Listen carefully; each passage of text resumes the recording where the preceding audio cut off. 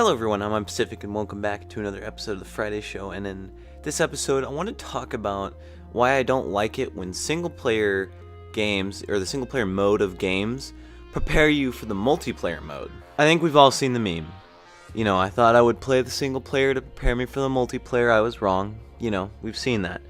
But that's a true statement. The single player doesn't prepare you for multiplayer games. And really, it comes down to fun factor. If the single player prepared you for a multiplayer game, then really you get kind of the same experience from the single player as you do the multiplayer.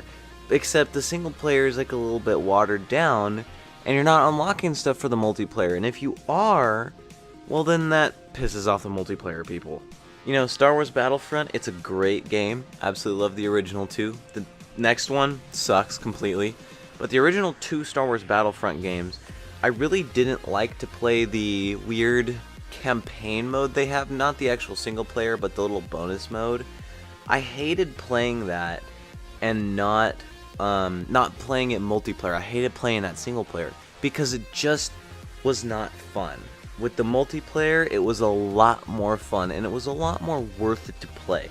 And I think it definitely comes down to a value thing. Do you want your single player experience to be the same as multiplayer, or do you want your single player to be a lot different than your multiplayer? I personally like a different single player than a different multiplayer because it allows for the same exact game with the same exact mechanics, but in a different perspective.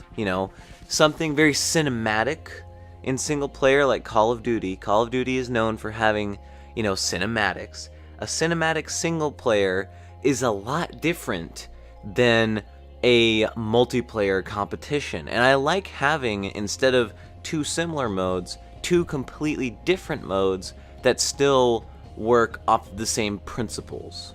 And I think that's very important to remember when we kind of remember the single player didn't prepare me for multiplayer. I mean, single player actually does, to be honest. I mean, it shows you the basic game mechanics, right?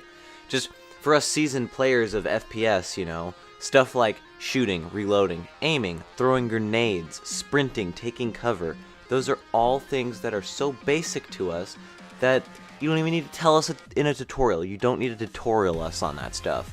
But to someone who's completely new to video games, yeah, the single player does a lot to prepare you for the multiplayer. Not all the way, of course not all the way, but a good portion of it, and teaching you controls and different ways to handle different things. I mean, if you play any multiplayer single player mission style set, whatever you want to call them, it pretty much covers all the bases. Battlefield 1 covered tank warfare, plane warfare, stealth, horse, and just normal combat. Call of Duty, you got the sniper missions, the MG turret missions, the standard missions, right? So I think single player modes of multiplayer games really prepare you a lot more than you would think. So that's it for this video. Thank you guys for watching. If you enjoyed, tell me in the comments below. Subscribe if you're new. What are your thoughts? Do you like it when games prepare you all the way for the multiplayer and single player mode? Or do you like your single player mode and your multiplayer mode separated? I'm Pacific. See you guys in the next episode of whatever I decide to make.